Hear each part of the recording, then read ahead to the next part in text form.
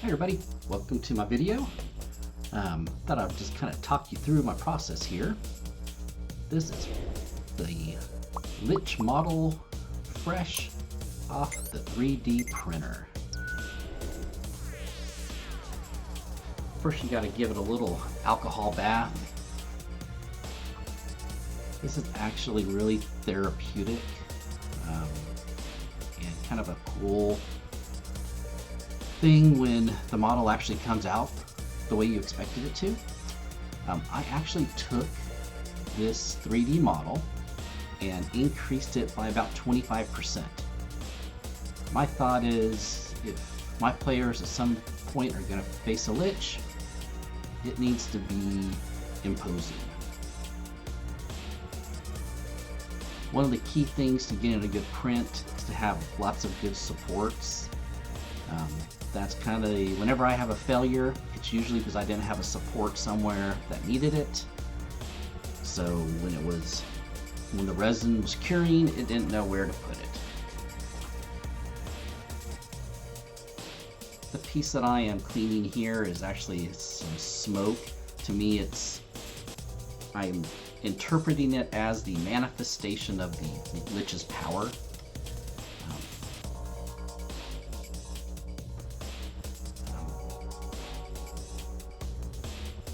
So my first thought was I was going to really take my time painting this Lich. And one of the things I've heard people talk about all the time is you need to do really thin coats of paint and do lots and lots of coats, but super thin. So I had good intentions, and that's what I was starting out here. This was a super thinned out white that I was going through and putting a base coat on everything.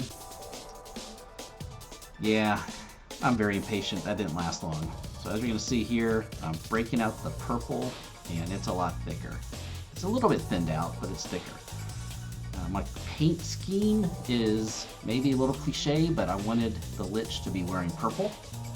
I think of wizards wearing purple. Maybe a darker purple generally, but I just kind of liked this hue as I was mixing it together. I did thin it out a little bit more with white because I wanted a contrasting light. So this isn't really a purple, it's more white with a purple tint to it. First thing I'm doing is kind of going through, I am putting down various base coats. One thing I've learned, and I am very much an amateur at this and I watch other people doing it, but one thing I've learned is if you put a lot of base coats on, it affects the layers that you put on top of it. So one of the cool things about this model is the Lich actually has these books that are hovering above him. In my mind canon, this Lich has just destroyed so many wizards who have come after him that these are some of their various spell books that he just pulls spells out of when he's in combat. I like the idea that a Lich isn't tied down to a certain number of spell slots. This basically, if they can use any spell they want at any point, any time. Different discussion, but I know one of the new things that Wizards of the Coast is doing is giving some of their big bads a more powerful action sets or abilities as opposed to having to do spell slots. And I, for one, am actually very much into that. I know when I'm running a big bad, I don't want to have to deal with spell slots. So back to the painting. Here I am putting another color of purple on him. Again, I know it's cliche, but I just like the concept. One thing I've learned while painting, and especially kind of doing speed painting, as I mentioned, as you probably saw in the thumbnail, this took me about an hour to paint. I've kind of learned that the more base coats you can put in, the better it's going to look on the top, because you can start blending. Here what I've done is he actually was wearing armor, so I went back with some chrome paint, and I'm adding that to just give the armor a kind of a chain plate mail appearance to it. But one thing you have to learn though when you're painting is you have to see beyond where it's at right now and think about where it can be. Because I know when I first started painting, it gets a little discouraging when you see something like this that you see in front of you. But as you do more and more, and you start putting more and more layers, you start blending more and more, and it really starts. The blending is probably the biggest thing. For me, and you'll see here later in the video, the blending and doing a black wash on things to where the black wash really starts filling in nooks and crannies, and you'll see that. I'm getting ahead of myself, but you'll see that. That really brings out and makes things pop. What I'm doing here is I'm actually kind of doing a dry brush, going through with a black dry brushing and just hitting things and just doing some highlights on edges. And I actually, on this one, I did kind of two things. I did a black wash and a white wash, and just really was hitting it from different angles, trying to make it pop a little bit more.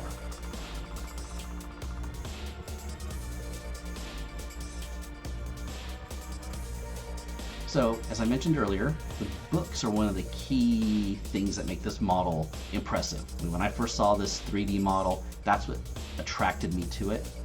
So I want to spend some decent time on the books. The books are going to go through a couple iterations though. Here I was trying to get a parchment look to it, and it was looking good, but as I kind of kept going, it kind of started being more white, and I think a spell book. I just don't imagine a spell book. I think of old parchment paper is what spell books be written on.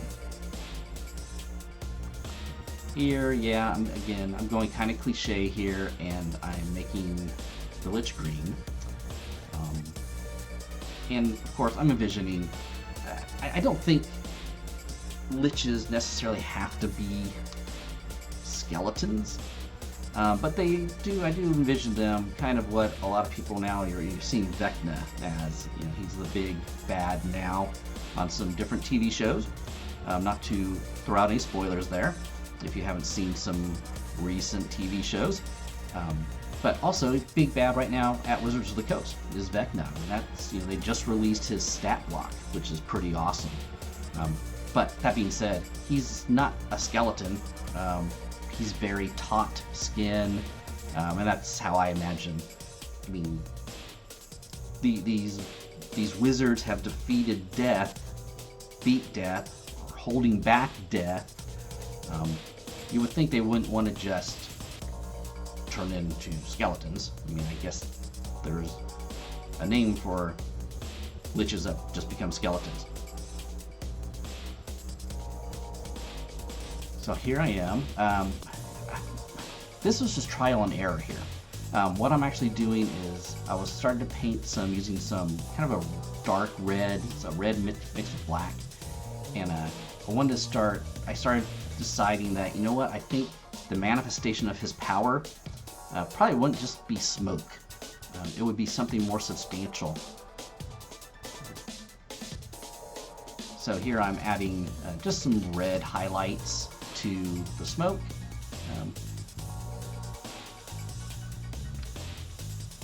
And here, as I mentioned earlier, here's my black wash. What I've learned with the black wash is you can be pretty liberal with it. It needs to be super thin.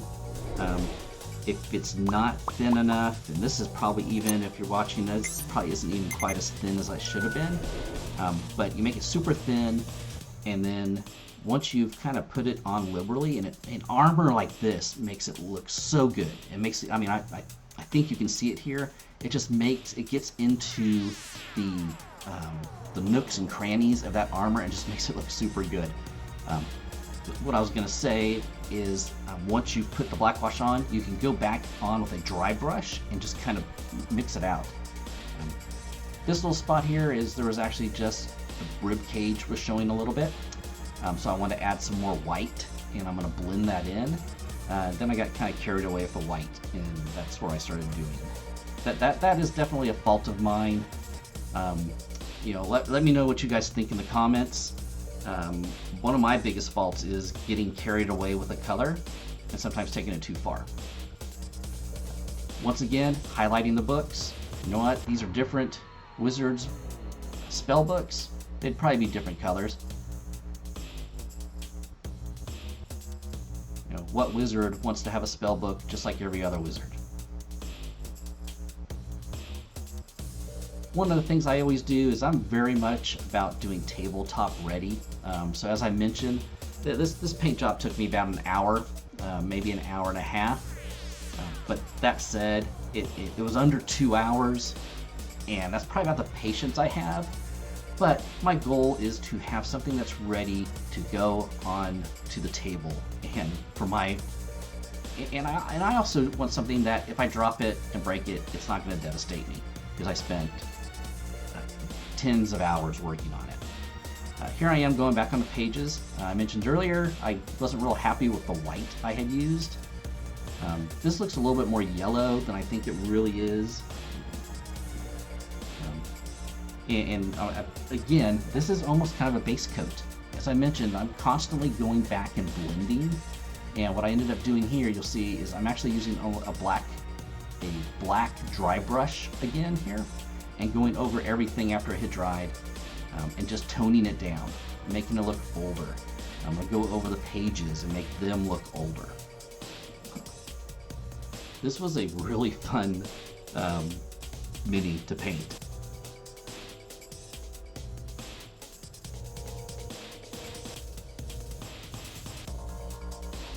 And here you see I'm doing a little bit of white dry brushing. One thing I learned, and I watched a video on this, and they said when you're doing a dry brushing, if you're brushing your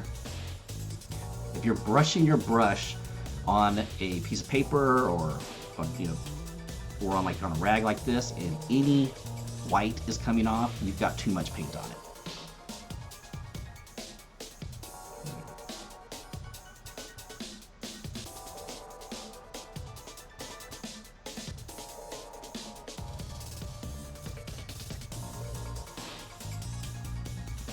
So here I am going back over everything, all the little edges.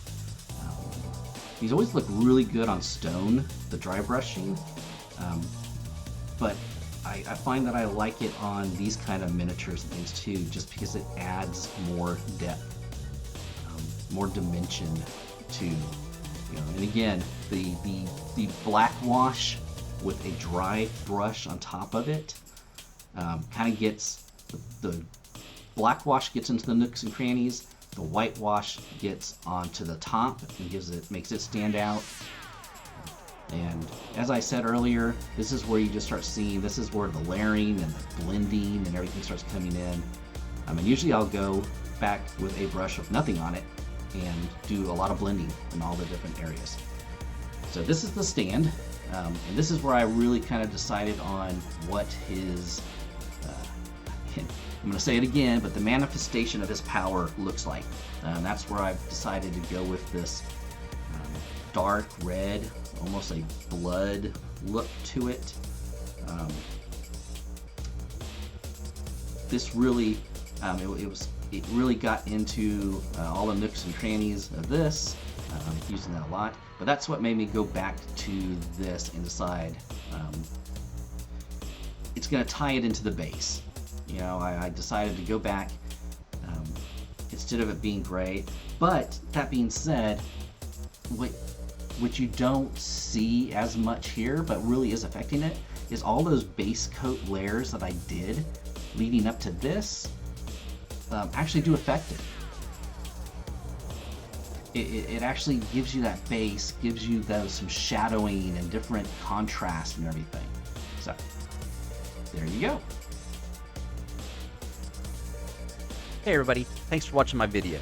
If you enjoyed it, please hit like, leave a comment, share it with your friends, and if you haven't subscribed already, please subscribe to the channel.